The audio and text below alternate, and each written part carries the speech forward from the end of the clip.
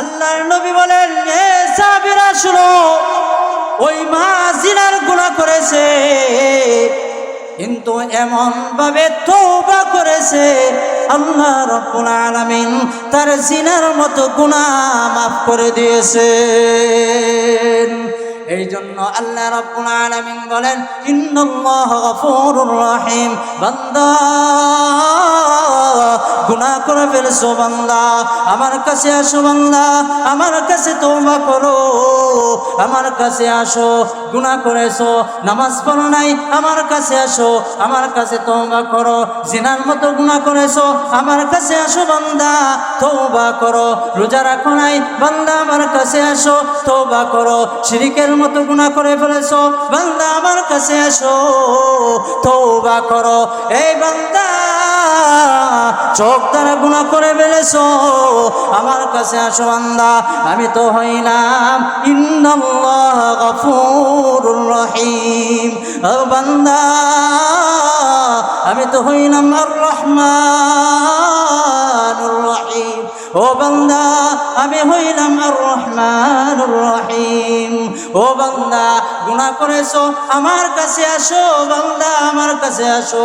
দুনিয়ার কোনো মানুষ যখন কোনো মানুষের কাছে অপরাধ করে, তার কাছে যায়, একবার অপরাধ করে তাকে ক্ষমা করে দেয়, দ্বিতীয়বার অপরাধ করে তাকে ক্ষমা করে দেয়, তৃতীয়বার অপরাধ করে, কিন্তু তখন দুনিয়ার মানুষ ক্ষমা করে দেয় না।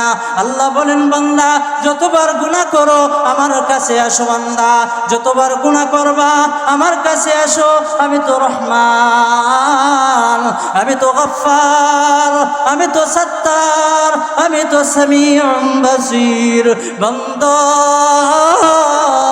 গুনাহ করেছো, আমার কাছে তওবা করো। এই বান্দা, তুমি তওবা করতে দেরি হইবে, আমি আল্লাহ গুনাহকে মাফ করতে দেরি হবে না। জিনিসের সওয়াব নির্ধারিত করা। কেউ যদি মসজিদে গিয়ে ইবাদত করে, মসজিদের মধ্যে যায়, মসজিদের মধ্যে বসে, সেটার জন্য সে আলাদা সওয়াব পায়। আর মসজিদে গিয়া যদি জামাতের সহিত নামাজ পড়ে, সেটার জন্য আলাদা সওয়াবের অংশীদার হয়। আর যদি কেহ বাড়িতে নামাজ পড়ে, হ্যাঁ, শুধু নামাজের সওয়াবটাই পাবে, কিন্তু মসজিদে গিয়া যে নামাজ পড়ার সওয়াব সেটা পাবে না। এই জন্য আমরা এদিক সেদিক ঘোরাফেরা না করে প্যান্ডেলের নিচে চলে আসি। মসজিদে গিয়ে ইবাদত করার সওয়াব বেশি, প্যান্ডেলের নিচে নসিহত শোনার সওয়াব বেশি। আমি আপনাদের সম্মুখে সূরাতুন নূহ এর সামান্য একটা আয়াত কারিমা তেলাওয়াত করেছি। রাসূল সাল্লাল্লাহু আলাইহি ওয়াসাল্লামের অসংখ্য গণিত হাদিস থেকে একটা হাদিস তেলাওয়াত করেছি। আল্লাহ রাব্বুল আলামিন মানুষ সৃষ্টি করেছেন আল্লাহ তাআলার গোলামীর জন্য, ইবাদত করার জন্য। মানুষ আল্লাহর ইবাদত করে, তার পাশাপাশি আবার গুনার কাজও করে। আল্লাহ তাআলার বন্দি করে, নামাজ পড়ে, রোজা রাখে, হজ করে, যাকাত দেয়, তার পাশাপাশি আবার গুনাহের কাজও করে। তাহলে মানুষ ইবাদত করে সবার জন্য, আর গুনাহ হয়, ইবাদত যদি না করে তাহলে গুনাহ হয়। সেই গুনাহ আল্লাহ রাব্বুল আলামিন ক্ষমা করার জন্য আল্লাহ রাব্বুল আলামিন বলেন, বান্দা, আমার কাছে ক্ষমা চাও, আমি সেই গুনাহগুলো মাফ করে দিই।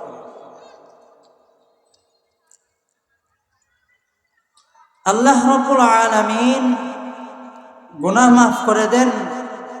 ঈমানদার বান্দারা যারা আছেন তাদের গুনাহ আল্লাহ তাআলা মাফ করে দেন। আল্লাহ রাব্বুল আলামিন কোরআনে কি বলেন? ফাকুলতু আস্তাগফিরু রাব্বাকুম ইন্নাহু কানা গফফারা। বান্দা, আমার কাছে ক্ষমা চাও, আমি তো নিশ্চয়ই ক্ষমাশীল, আমি ক্ষমা করে দিব। গুনাহ করেছো, আমার রহমত থেকে বঞ্চিত হইও না।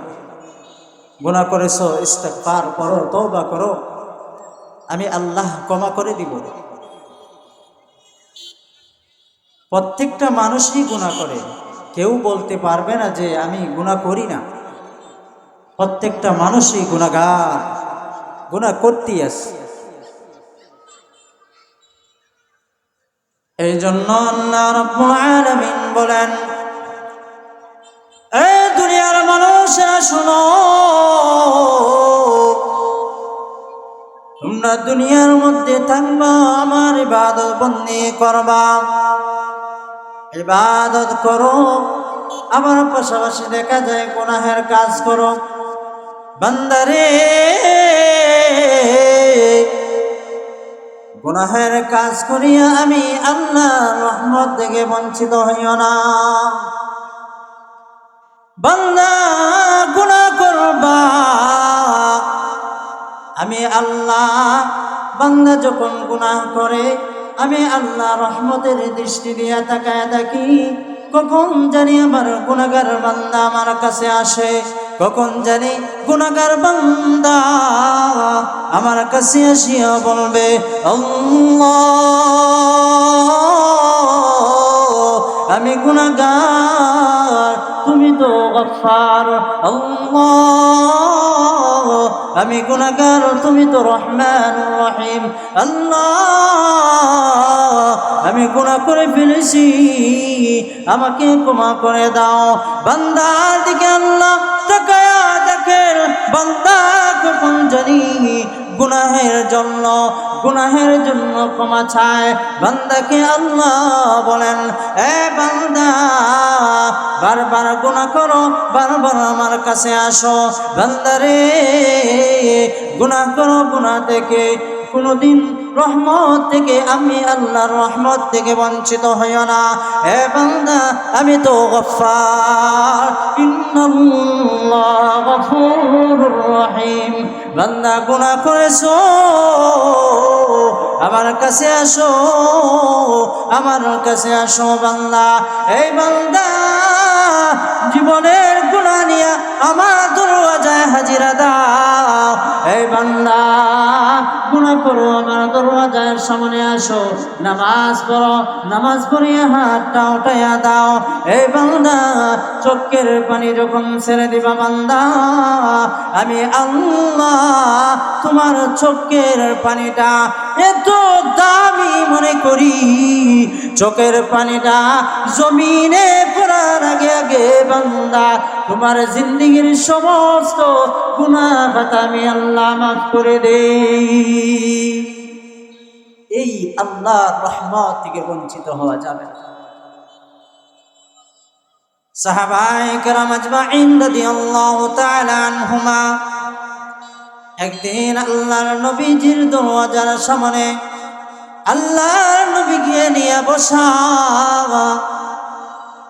হঠাৎ করে তাকায় দেখেন একজন মা, গর্ভবতী মা, আল্লাহর নবীর কাছে আসিয়া বলেন, ইয়া রাসূলুল্লাহ, ইয়া হাবিবাল্লাহ, ওগো নবীজি, আমি বড় ধরনের গুনাহ করে ফেলেছি গো নবীজি। ইয়া রাসূলুল্লাহ, ইয়া হাবিবাল্লাহ, আমি তো বড় ধরনের গুনাহ করে ফেলেছি। আল্লাহর নবী ডাক দিয়া বলে, ও মা, কি গুনাহ করেছো গো মা? মা ডাক দিয়া বলে, ইয়া রাসূলুল্লাহ, ইয়া হাবিবাল্লাহ, আমি একটা বড় ধরনের কবিরা গুনাহ করে ফেলেছি। ইয়া রাসূলুল্লাহ, সেই গুনাহটার নাম হইল জিনার মতো গুনাহ করে ফেলেছি, জিনার মতো গুনাহ করে ফেলেছি। গুনাহ করিয়া আমি লজ্জিত হইয়া গেলাম। ইয়া রাসূলুল্লাহ, ইয়া হাবিবাল্লাহ, আল্লাহর নবী গো, আমি তো গুনাহ করে ফেলেছি, জিনার মতো গুনাহ করে ফেলেছি। ওগো নবীজি, আমি আল্লাহর কাছে তওবা করবার চাই। ইয়া রাসূলুল্লাহ, ইয়া হাবিবাল্লাহ, আমি আপনার কাছে আসলাম, আমি চাই দুনিয়ার মধ্যে জিনার মতো গুনার বিচার হয়ে যাক। ইয়া রাসূলুল্লাহ, ইয়া হাবিবাল্লাহ, যদি দুনিয়ার মধ্যে গুনাহ থেকে জিনার মতো গুনার বিচারটা না হয় গো নবীজি, তাহলে আমি তো কবরের মধ্যে যাব, কবরের মধ্যে যাওয়ার পরে আমার উপর আযাব হবে। ইয়া রাসূলুল্লাহ, সেই আযাবটা আমি সইতে পারবো না, জাহান্নামের আগুন সইতে পারবো না গো নবীজি। আমি তওবা করবার চাই, আপনি আমাকে তওবাটা করায় দেন এবং আল্লাহর কাছে বলেন আল্লাহ যেন আমাকে ক্ষমা করে দেন।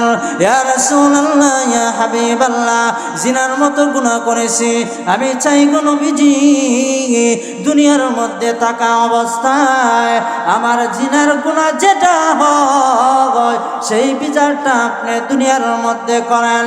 ইয়া রাসূলুল্লাহ, ইয়া হাবিবাল্লাহ, জিনার গুনার বিচার কি?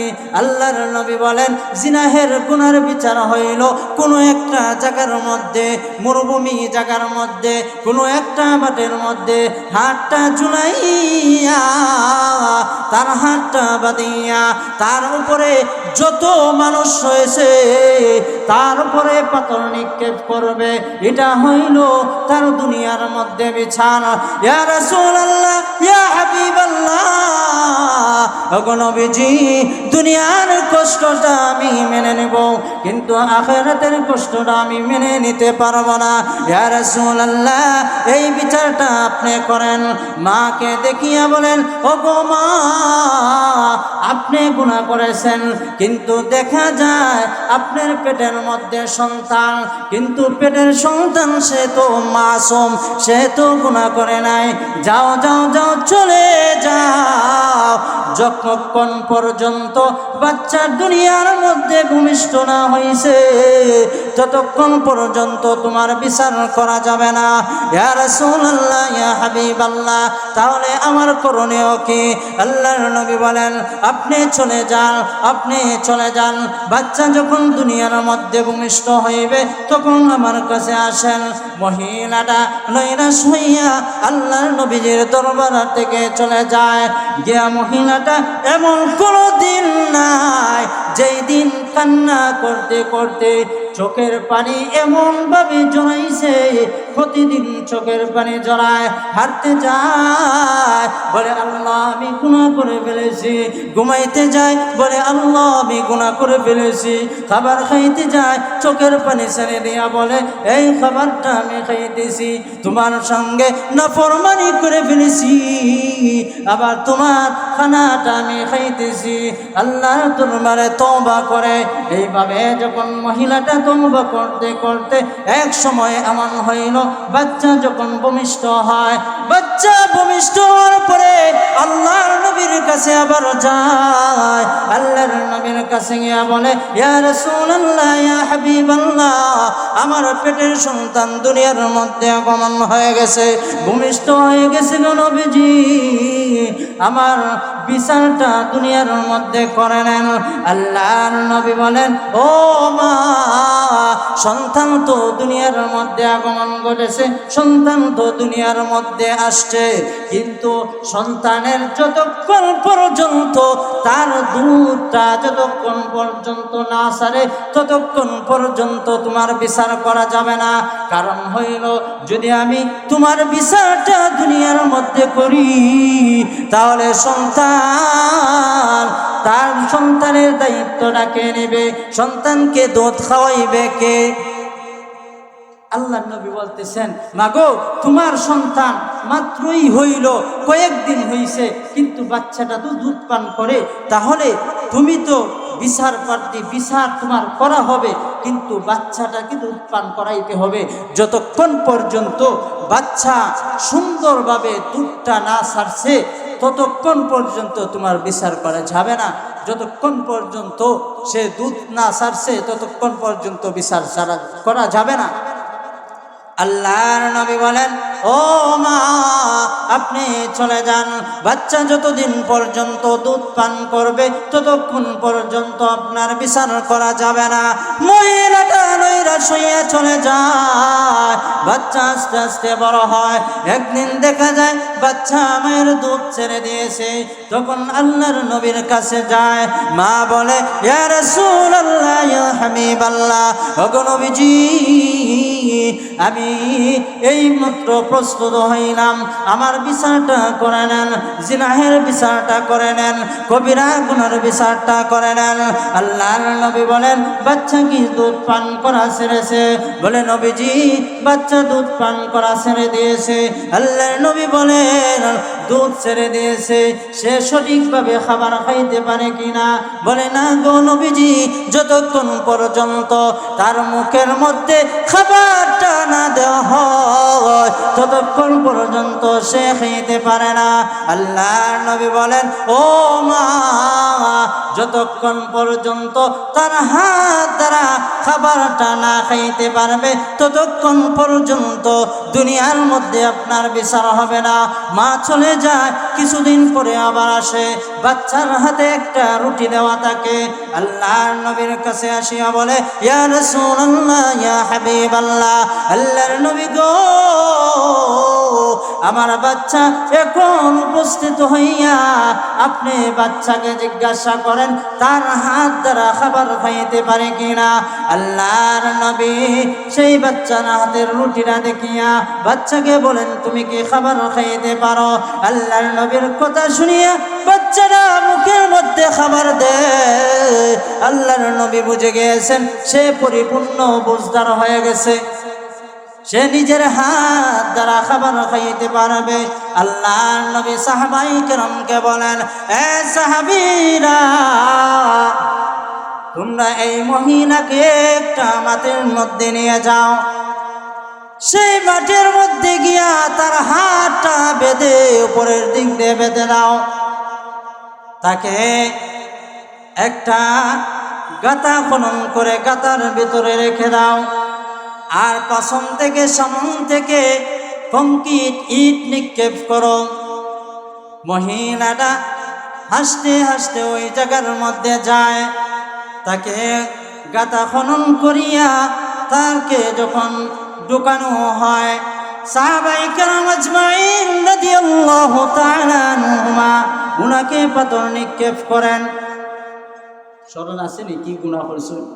জিনার গুনাহ করছেন, জিনার গুনার বিচার। আমাদের দেশে যদি এমন বিচার হইতো তাহলে জিনার মতো গুনাহ হইতো, বলেন না ঠিক কিনা?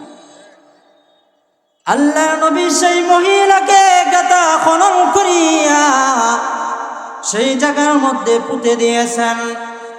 সাহাবায়ে কেরাম আজমাইন রাদিয়াল্লাহু তাআলা আনহুমা সেই মহিলাটার মাথার মধ্যে ইট নিক্ষেপ করতেছেন। ইট নিক্ষেপ করতে করতে এক সময় মহিলাটা দুনিয়া থেকে চির বিদায় হয়ে যায়। সেই মহিলা চির বিদায় হইয়া যাওয়ার পরে একজন সাহাবী, উনি যখন একটা পাথর ওই মহিলার উপর নিক্ষেপ করেন, ওই মহিলাটার শরীরের রক্ত সাহাবীর পাঞ্জাবির মধ্যে পড়ে যায়, কাপড়ের মধ্যে পড়ে যায়।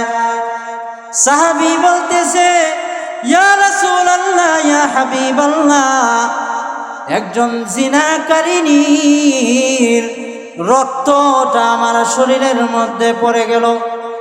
আল্লাহর নবী ডাক দেয়া বলে, আরে সাহাবী, তুমি যেই কথাটা বলতেছো সে জিনাকারিনী না, সে জিনা করেছে, গুনাহ করেছে, তার শরীরের নাপাক রক্তটা পড়ে নাই। তুমি বলো একজন তওবাকারিনীর পবিত্র রক্তটা আমার শরীরের মধ্যে পড়ে গিয়েছে। আল্লাহর নবী বলেন, এ সাহাবীরা শুনো, ওই মা জিনার গুনাহ করেছে, কিন্তু এমন ভাবে তওবা করেছে আল্লাহ রাব্বুল আলামিন তার জিনার মতো গুনাহ মাফ করে দিয়েছেন। এই জন্য আল্লাহ রাব্বুল আলামিন বলেন ইন্নাল্লাহা গফুরুর রহিম। বান্দা গুনাহ করে ফেলেছো বান্দা, আমার কাছে আসো বান্দা, আমার কাছে তওবা করো, আমার কাছে আসো। গুনাহ করেছো, নামাজ পড়ো নাই, আমার কাছে আসো, আমার কাছে তওবা করো।